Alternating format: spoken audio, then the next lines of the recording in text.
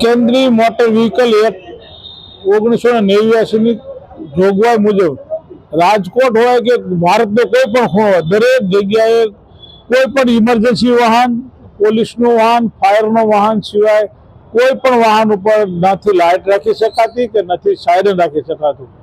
કારણ કે જે ઇમરજન્સી વાહનો છે એમાં એમ્બ્યુલન્સ આવે, પોલીસ વાહન પણ આવે અને ફાયરની વાહન પણ આવે. પરંતુ રાજકોટના ભાજપના શાસકો સમગ્ર ગુજરાતમાં અને ભારતમાં પોતાનો માભો જમાવવા માટે એક નાનામાં નાનો શાસક પક્ષનો દંડક એને ગાડીઓ ફરવા આપે છે. ઇનોવા જેવી મોટી મોંઘી ગાડીઓ આપે છે અને સાયરન માથે મૂકે છે. એટલે ઉકારા કરી આખો રાજકોટમાં અને ગુજરાતમાં ચારે તરફ ફરી અને પોતાની વાહ મેળવાના સમાજમાં પોતાનું નાહુકાત છું એવું બતાવવા માટે ફરી રહ્યા છે. એ હકીકતમાં ખોટી વાત છે, ન ફરવું જોઈએ.